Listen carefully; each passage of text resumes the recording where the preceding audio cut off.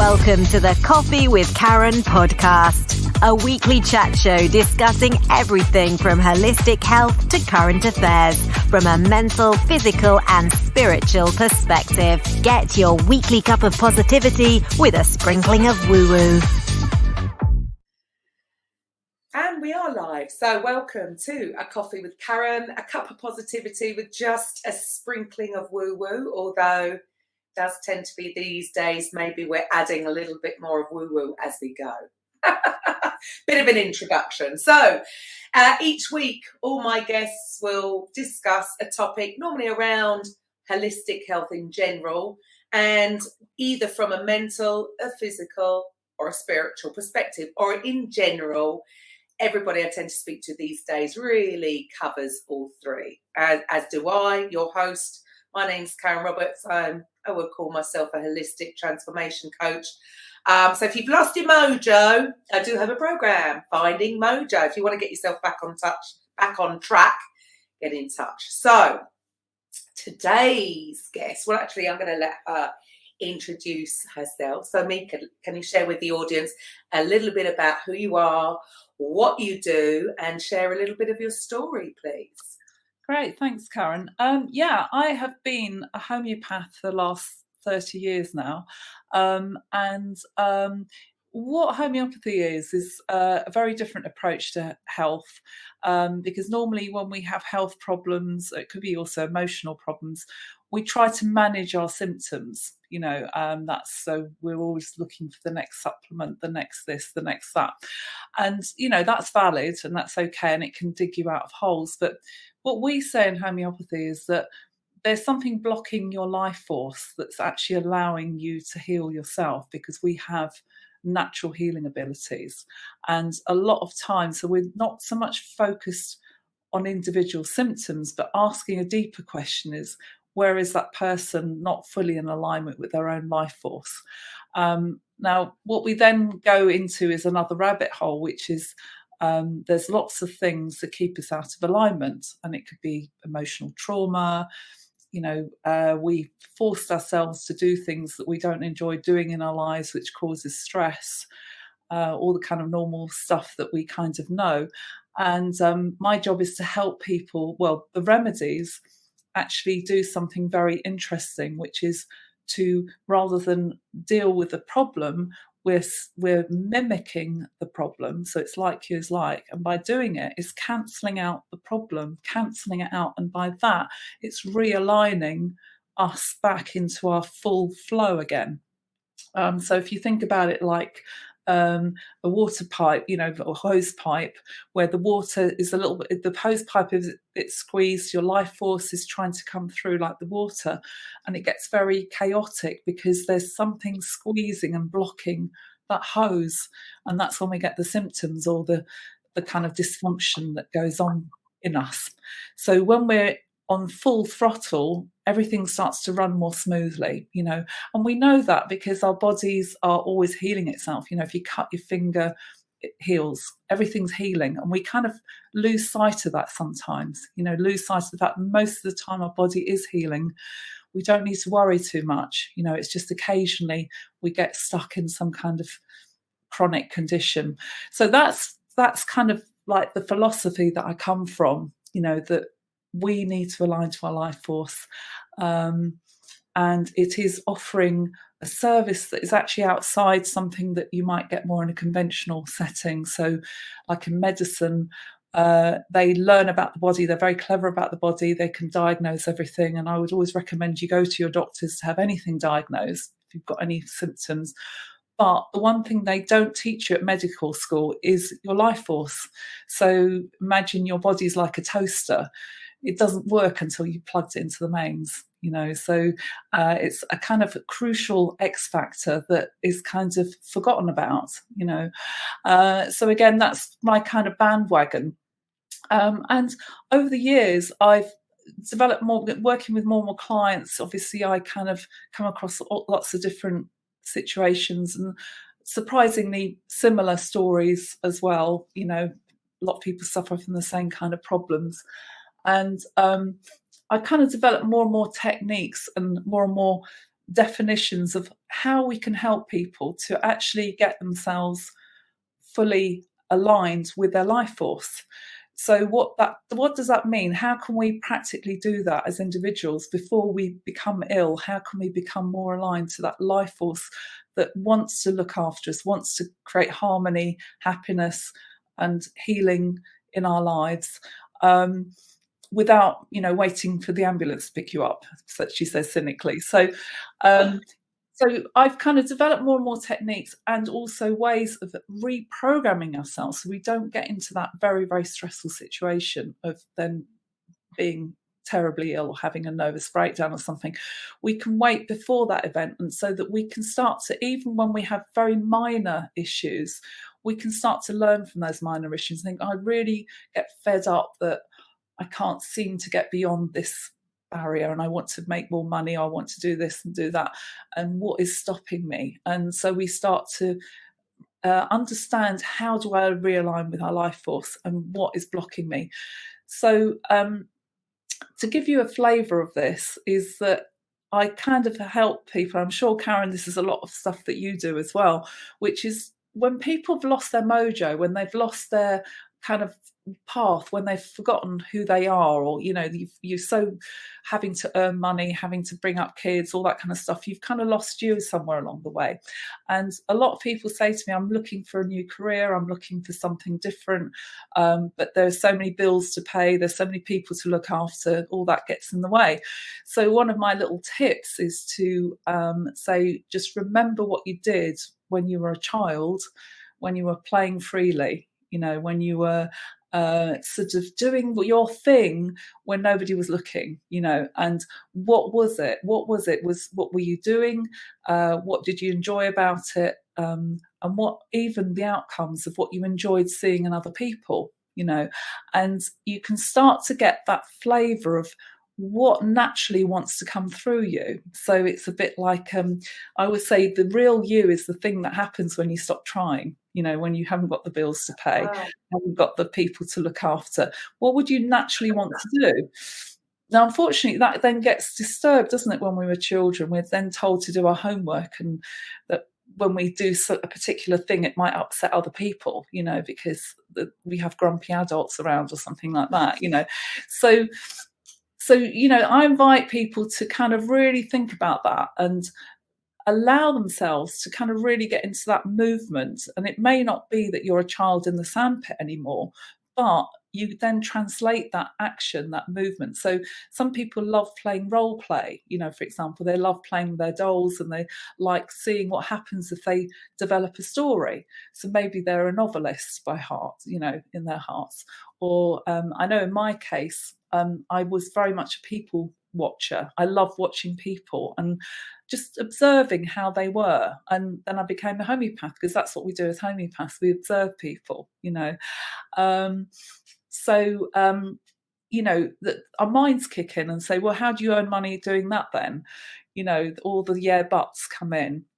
So when we get a yeah but, it's our conditioning, our programming that says, oh, well, bad things will happen if you do what you really want to do, follow your bliss. And so I developed a technique that helps to reprogram that. And the way that works is that when we start to wake up one day and say, I'm really, really, really fed up with my job now, and you're having that talk with yourself. And I've had that because my previous career was in computer programming. And even though I was good at it, I earned good money. I had a talk with myself about it. I thought, I'm getting headaches. I feel stressed. I don't like this. But everyone else, your friends, your family, will say, carry on doing that job. But when you have to come to that point where you have that honest conversation with yourself and say, do you know what? Anything's got to be better than this, And that's when you're willing to transform. That's when you're willing to step out of that programming that I was always told you've got to earn good money or whatever that is, or you've got to use your education. What I, again, sort of ask people to do is to hold that problem in their heart and to say, this is a conundrum that I can't work out anymore. I have no more formulas for that. My friends tell me to do this. My husband tells me to do that. I've tried this, I've tried that, and nothing seems to work, and we're kind of almost scuppered. So then it's almost like we have to offer that up, So I like to keep things practical, and I know I'm sorry I'm talking a lot, Karen, and you can go. No, you absolutely, Karen. Yeah. Love it, love it. So that's great. So what I do sometimes, I used to do a lot of talks, is we can go through a practical exercise now where I want everybody, you as well, Karen, and all the people listening, to think of a problem that they have in their lives where there's a conundrum. It's like it's somehow no longer floating their boat. It could be a problem with a relationship, it could be a work problem, it could be any other situation that is somehow making you stressed out, or you're in a conflict, because it's all about inner conflict, where your head and your heart are not on the same page. And I want you to think about that for a moment. Think about what the problem is and how you can't solve it. And I want you to almost like imagine you've put that into your heart. You said, right, that's it. I don't know what to do with that anymore. I'm not going to think about it anymore. I'm just going to put it in my heart. So I'll just give a couple of seconds while you do that.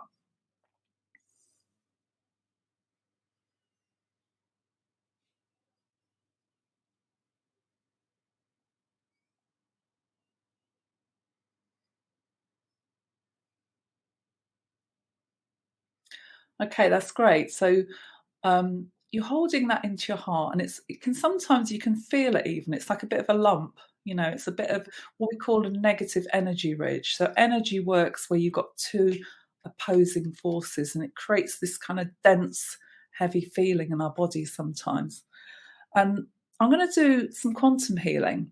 Now, quantum healing is going beyond the feelings and the thoughts, and it's accessing that problem and sort of doing a homeopathic version of accepting that problem. By accepting it, you're almost like deleting it or cancelling out the problem. So I'm going to do something in silence, and I'll tell you what I've done in a minute. So don't worry, you're not going to do any harm. So I'm going to do...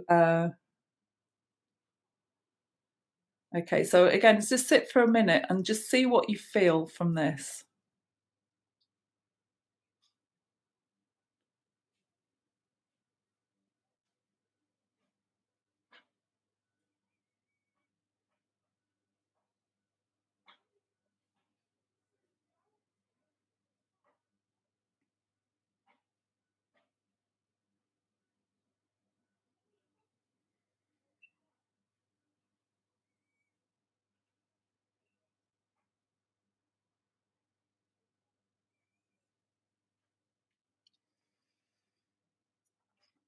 So sometimes people can feel something. It could be a feeling that the lump has dissolved, or it could be some tingling in your body, maybe warmth. For everyone, it's a little bit different, or they might feel a different part of their body feeling more activated or alive. Now, our life force is something that's carried by our nervous system. It's like the electricity is carried by our nervous system. And what happens is that thoughts translate into actions. And what we're doing with this quantum healing is we're taking away the blocks in the nervous system to create more energies that can flow through, rather than it being blocked. And the blocking is creating the conflict. So if we're fully aligned to our life force, we just do what we do. It's like there's no question. It becomes a no-brainer. So we're in the flow. So where do the blockages tend to come from? Are you saying that they are coming from a person's old conditioning, negative, some kind of negative experience? Where are these blockages? Okay, there's two fundamental reasons why we have blocks. Now, the first reason is we're neurally programmed up to the age of 7. So when we're growing up, our brains are in what we call theta waves. So we become like sponges. We have no critical thinking. We don't think, oh, my mum looks stupid when she does that. We just allow, because it's nature's way of programming children to keep safe in their environment. So we just literally observe our parents and our communities and say, this is how you do things in this community. And so we start, and we also pick up skills. Like, for example, my mother was a potter, and she said to me, I was always really, really good at throwing pots, even though she never really taught me properly, because I'd watched her. So it's neurally programming us. So we're literally, the mind body is like a computer. This is where the computer programming comes into it. So we don't actually have to be told officially. We've already been programmed by just observing, and also through our five senses, just literally soaking up our environment. And so, we start to talk like our parents, behave like our parents, even though we swear we wouldn't ever do that. We end up finding ourselves at middle age just being just like our parents, because it's all been programmed into us. So that's okay. That's a really good thing that nature's doing there, because it keeps our children safe. It helps them to adapt very easily in our environment. So we're brought up in different cultures, so we know how to behave in our culture. We know how to behave in our physical environment, and that's very, very good. Now, the problem lies is that there's something else going on, which is our life force, which is almost a unique expression of who we are, like our own personal personality. It's almost like the secret self. It's kind of the inner self, and that is now if that matches with our programming, then everything's good. Your programming is almost supporting the natural thing that wants to come out of us. So if we're naturally, say, neat and tidy people who like everything in ordered, and our parents are all neat and tidy, then I see people in my practice where I think, oh my God, you're healthier than I am. You're all functioning well and everything's going really well, because your programming is supporting that energy. There's no conflict. The problem lies is then if there is an energy that is trying to come through you, but it really doesn't match with your programming. So some people almost say, like, I feel like the black sheep of the family. Why do I do things differently to everyone else? And it kind of can be quite a soul destroying thing, can't it? If you think you're kind of not even meant to be there, and so it can be quite tough for people, or I can't seem to do the same job as everyone else. I seem to be a completely different type of person to everyone else. I can't fit in, to other people's expectations. So that is fundamentally, and to take it also, we also have genetic programming as well, which is on a physical level. So how our bodies physically function is also, that's why we have different racial attributes. Again, it's to help us to fit in a particular physical environment. So it's all there to protect us and to keep us safe and to help us function as best we can, given our different circumstances, So that's one aspect of it. So these neural programs and the chromosomal or genetic programs are all about how we do things and how we think about things, how we approach life on the outside, how we do and think. So that's one side of the coin. Now, there's another aspect of how we're programmed, and that's in our emotional states. So our what we call Eckhart Tolle called it the pain body. And so what happens is, as we're growing up, we might come across a situation that we're not equipped to deal with emotionally. Like we get told off by the teacher, and we can't see things for what they really are. Now, things that happen to us in childhood can seem quite devastating, even though if that happened to us in adulthood, we'd be able to kind of figure it all out and resolve the problem.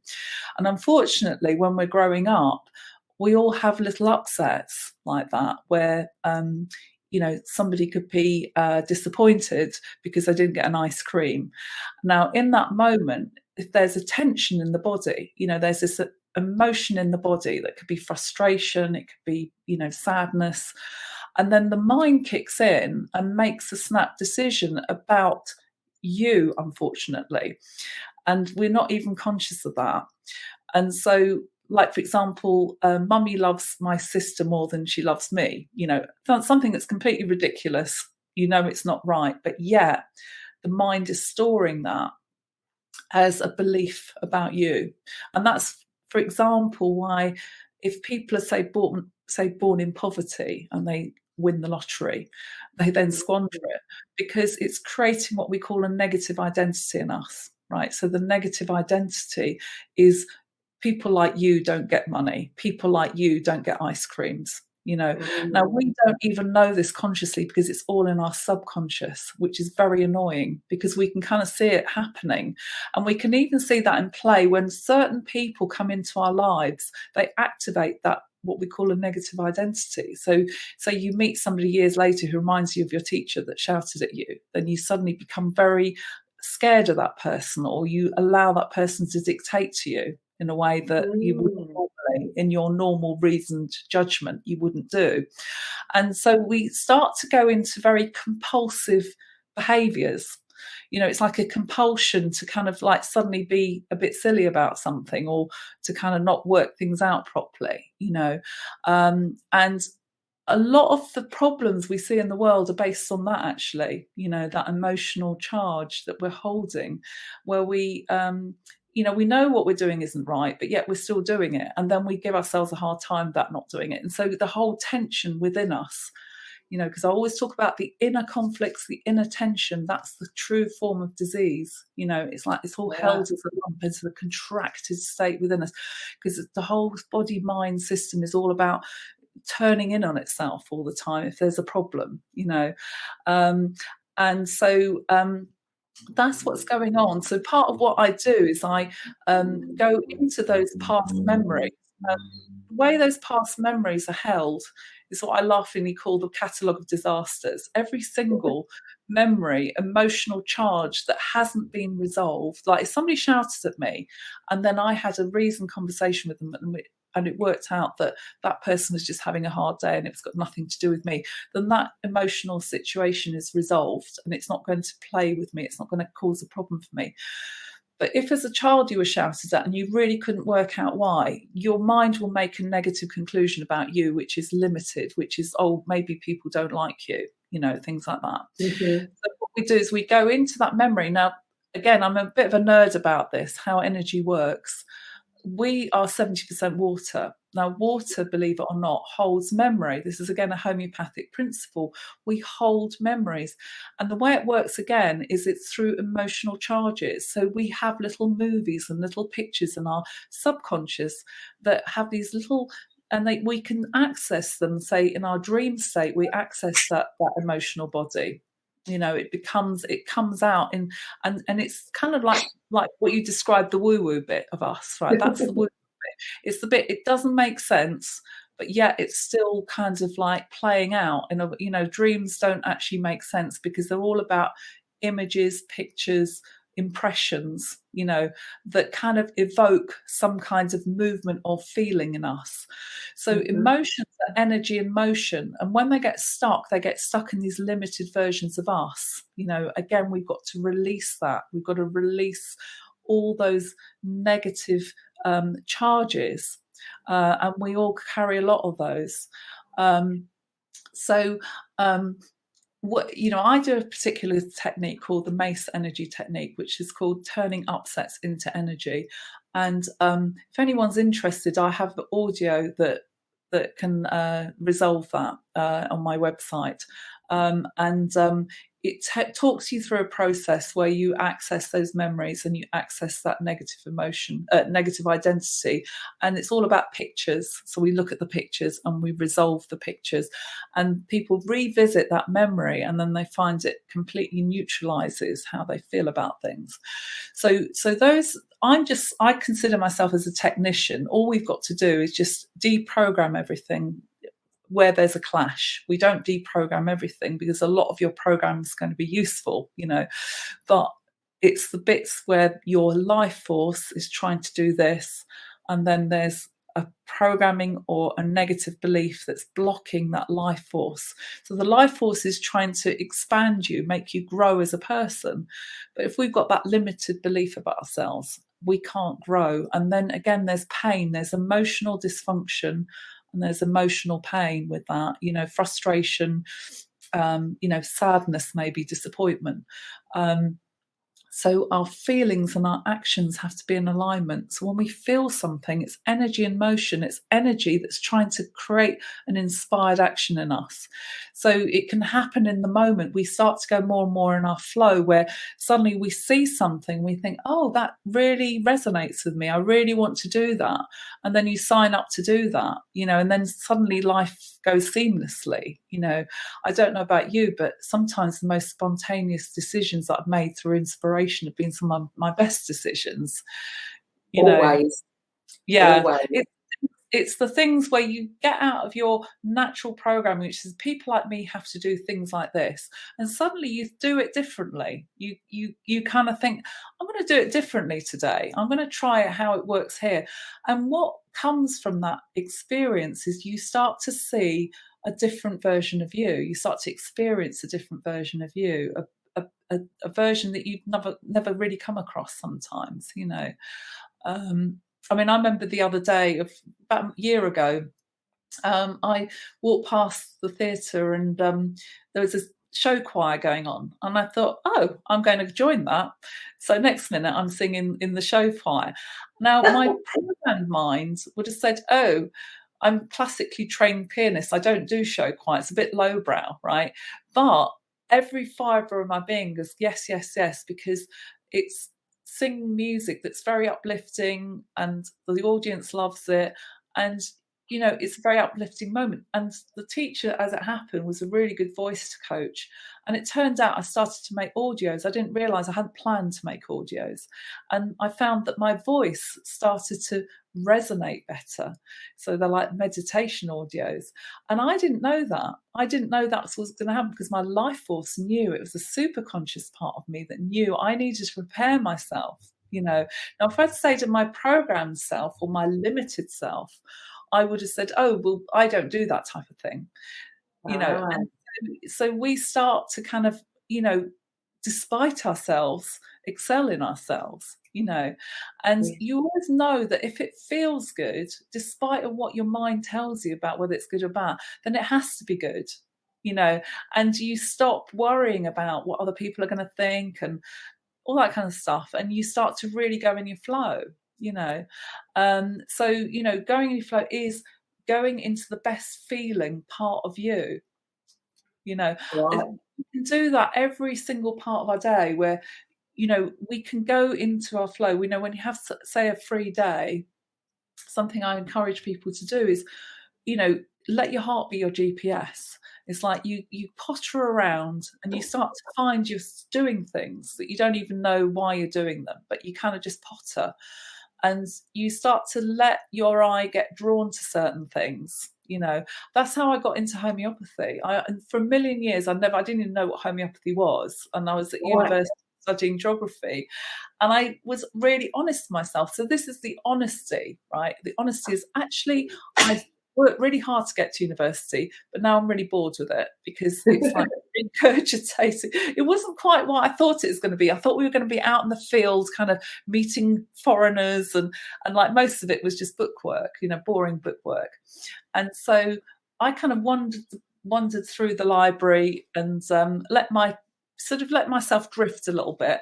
And I picked up a random book off the shelf, and it happened to be a book on homeopathy.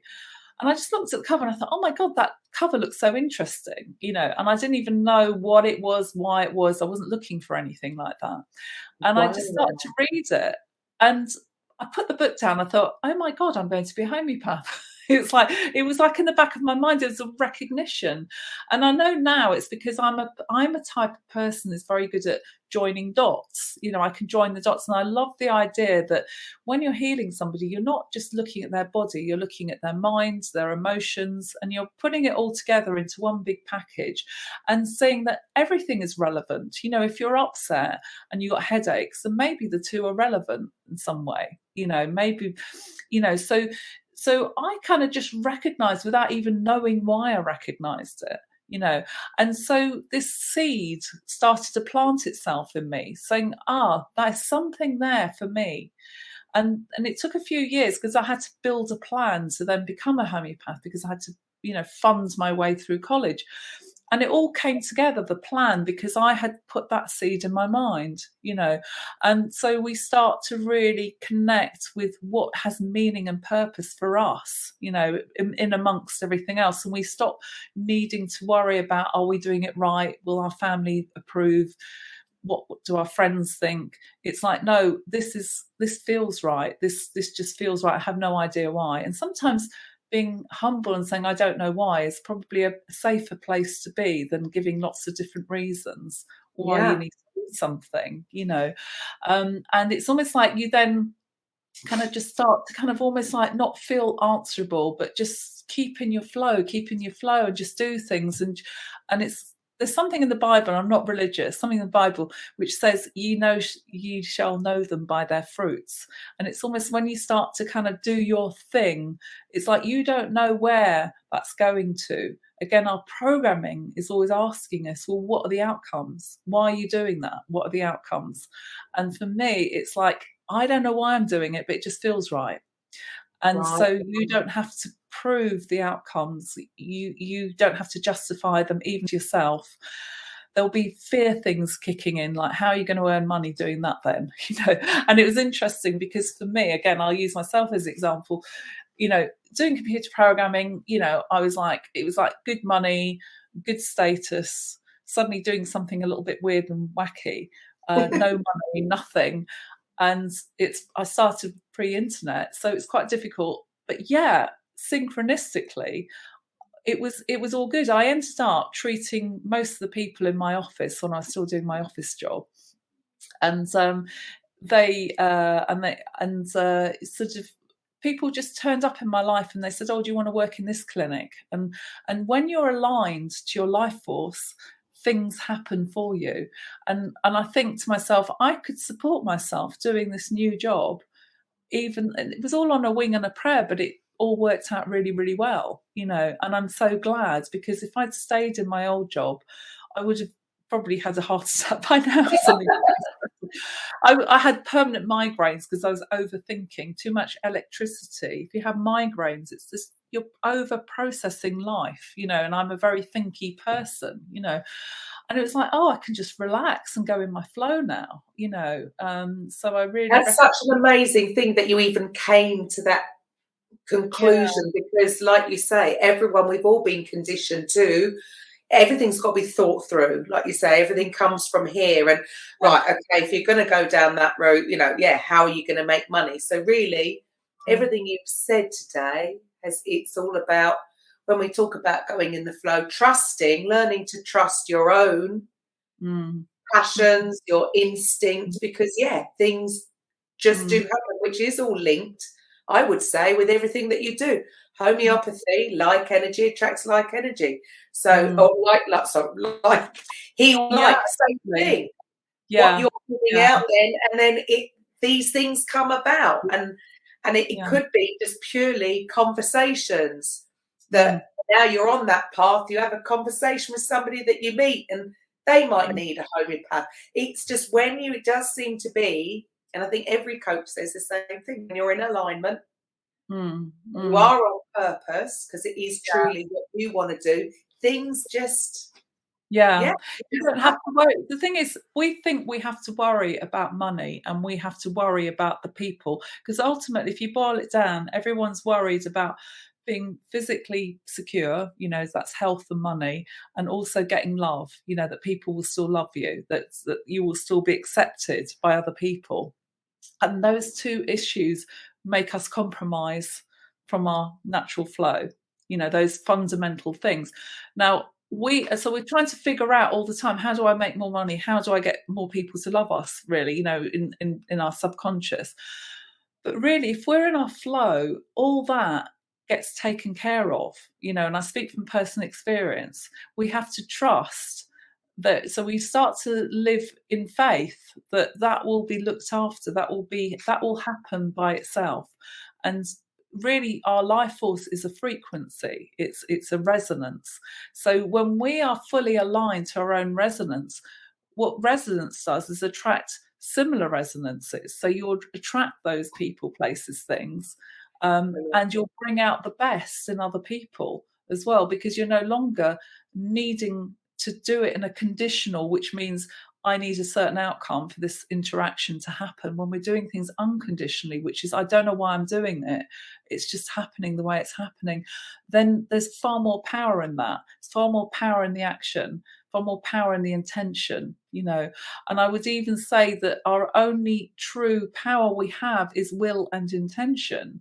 So when we're aligning to that will to be in our own flow, then it's like that's when everything comes towards us. It sort of works out well for us, but sometimes not in the way you expect it. We all think we can plan our lives out, but ultimately it will happen the way it happens, but in quite an interesting and life affirming way a lot of the time. And I think that's what all of us have learned in the last, say, 2 years is that fact. Well, I think up till then, everybody very possibly thought that they were in control of everything. Yeah. And what's happened has made us realise that actually we never were either. Yes. We never did have control. Yeah. That was just a story. Exactly. And the more we actually, it does seem to be about the whole learning to trust or faith, as you mentioned there. And I'm not necessarily talking about the religious connotation attached to that. Just faith in the belief in the unknown. It will all work out okay. Yeah, it's understanding how energy works. You see, because energy works. I'm just a real nerd about energy. It's like it's not something that is kind of something you have to believe in. It's just understanding how physics works, and physics in quantum healing. So I believe we're doing a paradigm shift at the moment, and you and I are part of this new paradigm shift, which is that we're no longer doing Newtonian physics, which is you have to apply force and effort to make things happen, because in Newtonian physics you've got a mass here and you've got to push this thing over here. So we're going out of that into reimagining and going into our inner flow and becoming a greater version of ourselves. So in the quantum physics, your reality matches where you're coming from. So the reality comes from the observer itself. So when you recalibrate who and what you believe you are, like a bigger version of you, then bigger things can happen on the outside, more opportunities and more flow rather than kind of disappointment and contraction and battles, and because our true nature is unconditionality, and we want to expand, we want to find new, we don't want to keep going around the same old circles again and again. It gets a bit boring, doesn't it? So the quantum, that is the paradigm shift, and therefore we know that we can just find a better version of ourselves inside, as I described, and just unleash that, let that happen, in the whichever way it wants to happen. I love that. I absolutely love that. It does seem that we've, again, through conditioning, through the whole school system, through, again, everything we've been taught, and none of it necessarily comes from a bad place, as a parent, they might say things to you because they're concerned, or, get your education because they're fearful that if you don't, you're not going to get a job and be able to pay. So it all seems to be coming from the fear of the not having has been the driving force for the last goodness how many. But then we can only react. Yeah, exactly. Whereas you're saying to actually flip it on its side and then actually become the creator of this new energy, so that what you get back. I mean, it's quite fascinating subject. Yes, exactly. It's a complete mind-blowing paradigm shift, really, because we've literally got to throw out all the old, in the sense. And like you say, with teachers and things like that, it's like, or our whole system is based on trying to get certain results, and there's nothing wrong with that, because everyone's done everything to the best of their ability, because ultimately we can only do things from our programmed state. I believe everyone's innocent and all that, there's nobody to blame, but what we're seeing maybe on a collective level, that that program state is no longer serving us anymore. And if you think about how we suddenly, first time in history, this generation has got ability to literally redefine themselves. And there's something interesting that was said in the school. My kids were leaving school, as in prize giving or something. The speaker said, in our lifetime, many of the jobs haven't even been invented yet. So it's almost like you can start to invent your own job and your own purpose. That's how crazy it's going to be. And we're going to show the world how amazing we are. And everyone's going to benefit from that. And because it's coming from a place of unconditionality, everyone's going to grow with that, so there's less competition and more mutual nourishment, because I think it has to happen within a community as well. Like, we as individuals do our own personal thing, and then if we're all like, you're good at one thing, I would say your energy, do you mind me telling you, Karen, your energy is emotional intelligence, so it's oxygen.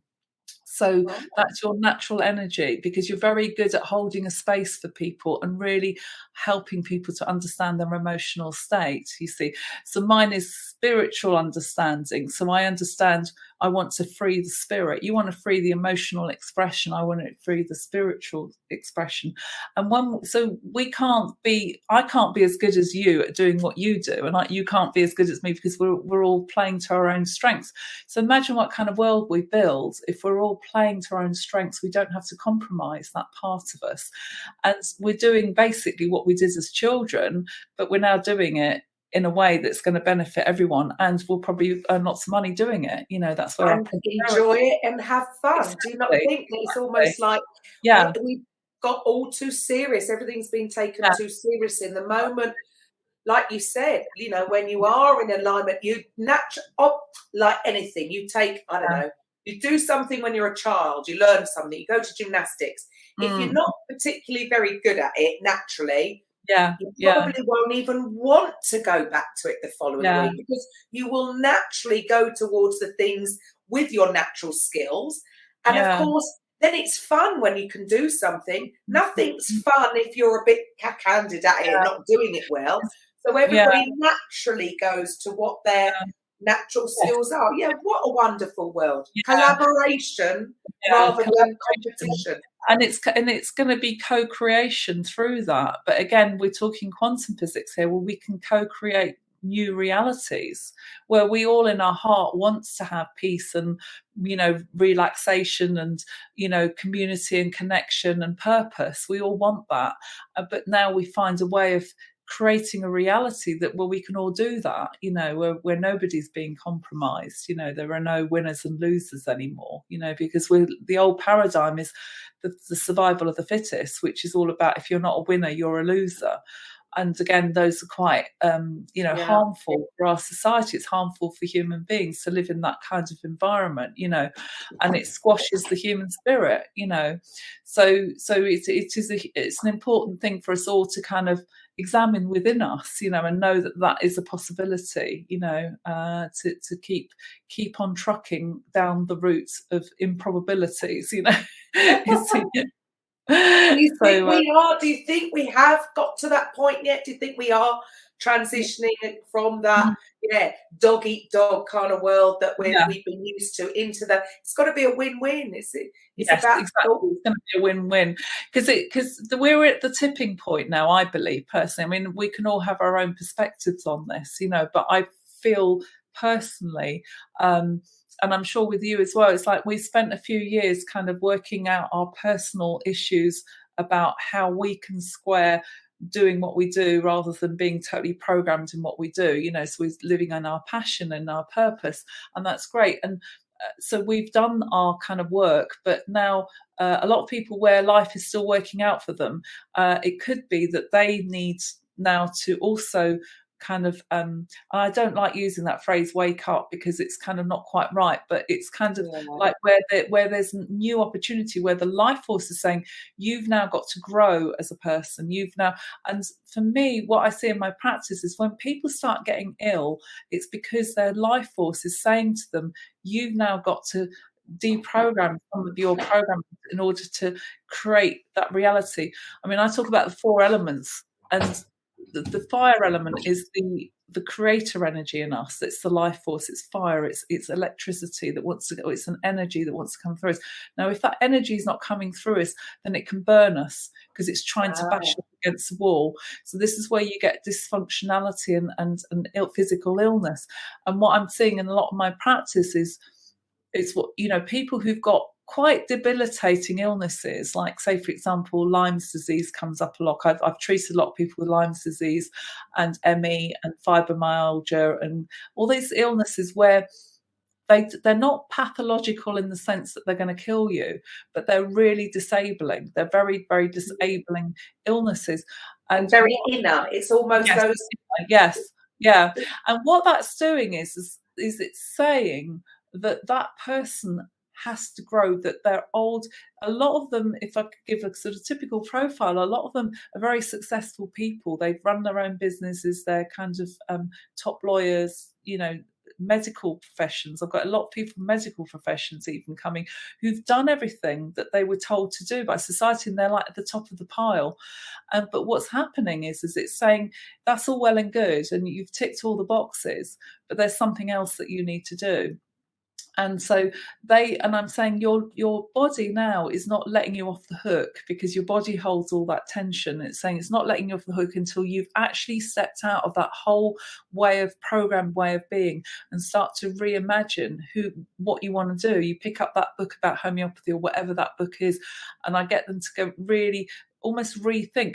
Now, the problem is the more you've invested in your education, in your career, all that kind of stuff, the less your mind doesn't want to let go of it, because sometimes, and it's the same with, so you've either got successful people, the other side of the coin, you've got people who are very good at caring, people are good at loving other people and caring for other people. So also I get a lot of stressed out mums who are doing an amazing job with their kids, but they're almost over caring, they're over mollycoddling their kids, and they're not letting their children make their own mistakes anymore because there's so much awareness out there.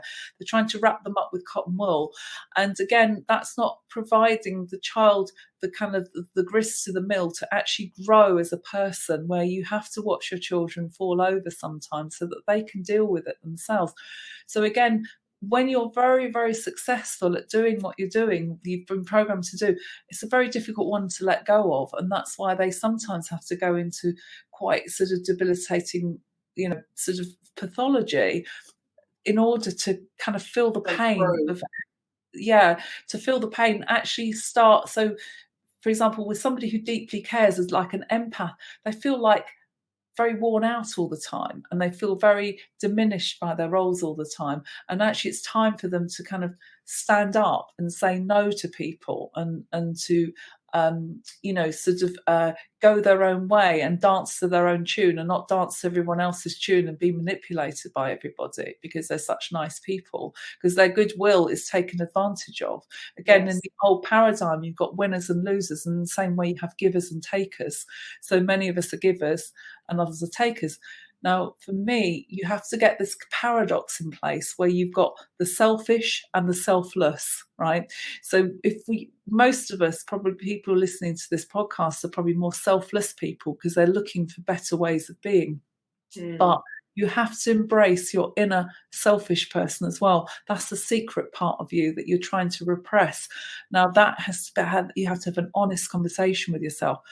I've had lots of honest conversations myself, and even things that I thought were really good ideas. Like, for example, I used to, in my old practice, before I did my quantum healing, I'd kind of painstakingly work everything out for them and literally if somebody had a problem, I'd like literally work it out for them. But what I'm doing is actually stopping them from working it out for themselves. So I'm not empowering them to see their own truth. So I thought, do you know what? I can't be bothered with all that anymore. So that's the selfish part of me. And there's some very... It's all about balance, isn't it? Exactly, that balance. Ultimately, to become that hose pipe for your life force, you have to create the two paradoxical states. And again, this is quantum physics, which is the two paradoxes. Hold them in your energy field, hold them in the way you operate, the way you feel and everything. And then you get this sweet neutral state where suddenly you are not reactive to anything and you start to become only reflective. So when you become reflective, that's when your true powers come through, because people, when they come with their problems and say, what about this? What about that? How are you going to fix this? How are you going to fix that? He said, I don't know. It sounds like you're feeling anxious about that at the moment. And it kind of bounces it back to them. And then they feel their own pain, and then they start to connect with their own pain and pay attention to that. And when you pay attention to your own pain, you start sorting it out for yourself. So this is how we start to empower other people, where I don't have solutions. I don't know what you need to do. I don't know what career you need to do. I'm not even going to give you suggestions. So you reflect everything back to them, and good counsellors do that anyway. But because I'm what I would call in my old personality a know-it-all, I know all the solutions to everything, and therefore I will dispense myself to telling everyone else what they need to know. But guess what? That wears me out, because I'm being too selfless. I have to be selfish. I can't be bothered. I don't know, and I don't care. Those are very, very powerful words that you can say to yourself. You don't necessarily say them to the people around you, but you say them to yourself, which is actually, this is the point where I'm honest with myself. I don't know and I don't care. And so you start to feel in your body a relief. A relax. It's not forcing the issue. Exactly. Yeah. You're not forcing it, and you're kind of like no longer peddling yourself, because you are clever enough to work out your issues, your emotional stuff, and then you're then ready to work everyone else's stuff out. No, their feelings and their problems have to be worked out by them in order for them to master their own lives. And this is the same for our children. We know that we can watch them make mistakes, but we have to let them watch them make mistakes, but then reflect back.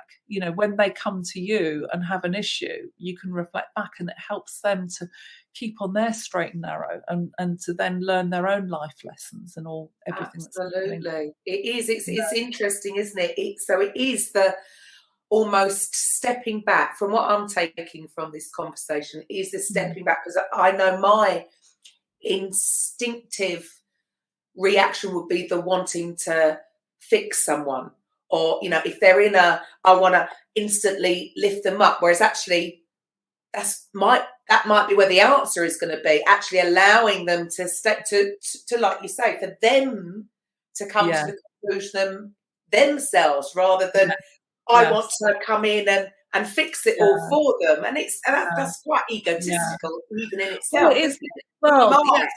Yes, that's right. Yeah, exactly. And the thing is, every fibre of your programming will say, don't do that, because bad things will happen. But in your particular case, that is it will be really, really powerful, because then people can start to reflect on their own emotional state, which is actually, I do feel very miserable. I do feel miserable. And what am I going to do about that miserable? Because nobody can change, we can all try and cheer each other up, but actually it probably makes it worse in the long term. So again, it's about, you understand you have an intelligence emotion, so you recognize. If you recognize the misery but no longer feel the need to fix it for them, you've given them a gift. Because it hasn't cost you anything. You've just recognized it, because that's what you recognize naturally. You've recognized your own emotional stuff, and you can recognize it in other people. And so really it's that sweet spot where we've just become, that neutralized space, and like that's unconditionality, and the unconditionality isn't going to create these conflicts inside us, and that's the root of it, I think. I've done some YouTube clips on protection through reflection. So that's how we protect ourselves, by reflecting back. So and that's so then that kind of deals with a lot of our relationship problems, sometimes. Right. Yeah. Fascinating subject. Thank you so much for your time, Mika. So for any of the listeners out there, so you do cover quite a bit. So you're a homeopath, so you offer homeopathy as a service. Yes. What other things would you say, if anybody's listening, what are they, number one, I suppose, what would they be coming to you for, and what other services do you have to offer? Well, yeah, we can take it to any level. Most people come to me with physical or emotional issues, and I kind of like have a tool bag that I use that's appropriate for that person. So sometimes it can be homeopathic remedies, but I do the quantum healing, which is something we'd have touched on a bit, which is how can I describe it? It's taking away blocks, but more on an energetic level. So when somebody has an inner conflict, and what they find with that is that they might have a problem and they suddenly think, oh God, I know how to solve that problem, because the conflict's gone away and suddenly it becomes obvious what they need to do. Life becomes what I call a no-brainer. And the other thing I do is the mace energy technique, which is, taking away those negative charges that maintain that limited version of you that you're acting out, so those are that's the kind of toolkit that I use. People get drawn to me for lots of different reasons, but usually ultimately they're looking for growth, the growth that we've talked about, when they feel very stuck. And so very deeply chronic states, like I've described, the Lyme's disease or anything like that, I'm a kind of specialist in that, where people are in a hole. There was an article written about my work a few years ago, and what doctors don't tell me, but okay, yeah, I know. My client sort of kind of reported back, and I treat a lot of people from all around the world for Lyme's disease, and there's a specific reason. It's to do with a lot of unresolved emotion stuff from childhood, because that's why the body can't heal. And so again, the profilers are very, very good at what they do. A lot of successful people end up just being floored by this awful disease where they can't get out of bed, So that's the kind of specialist. And, like most homeopaths, we're usually the last in the line when people have tried everything else, then they come to us, And so, isn't that the shame of it? And this is why, I do feel that homeopathy has had such a bad rap over the years. I mean, I totally believe that even then, when they're trying to test it to prove it, they tested it with the thing, not the memory of the thing. So it's completely the opposite to what homeopathy is about. To liken it, to pharmaceuticals, and it's the complete opposite to pharmaceuticals. So I would say, if you want to avoid biochemical side effects, homeopathy is the answer, because you don't put any biochemicals. There's a whole political reason why that happens, but homeopathy has always been on the NHS, believe it or not. Doctors have trained in it, and I'm now getting more and more medical practitioners coming to me because they're recognizing that the long-term steroids, inhalers, antibiotics, all that, it's not working in the long term, and they're recognizing it. So everyone's kind of awakening to something new, which is going out of that programmed, this is how we do things, this is what people tell us are right. We're now bypassing all those so-called experts, people in white coats. And there is a political agenda as well, which we won't go into, but so ultimately, I've always stuck my truth, because that's what my life force says, and I know that it will win out in the end. If we just stick to what we know and what we feel is right, then, and never compromise with that, then things, you will go from strength to strength ultimately, and nothing can stand in your way. Absolutely. So, So how do people, so any of the listeners, I mean, if you're on the blog or on the YouTube, you'll have all of Mika's links down below anyway, but purely just for the listeners on Mintwave or on the podcast, how do people find you? Right, okay, so I've got at the moment 2 websites. There's homeopathyforvitality.co.uk, and that's my kind of traditional homeopathic practice, but I set up a new one for quantum healing called theelementsoftruth.com. And it's all about going into that truth. So people who do want to do more of that growth type thing, where they want to find their new mojo, their new way of being, and that self-discovery, then that's another website, and I do have audios on there. There's one particular audio that's only £1, but it takes you through a meditation that helps you to really reconnect with that sort of inner child that wants to play.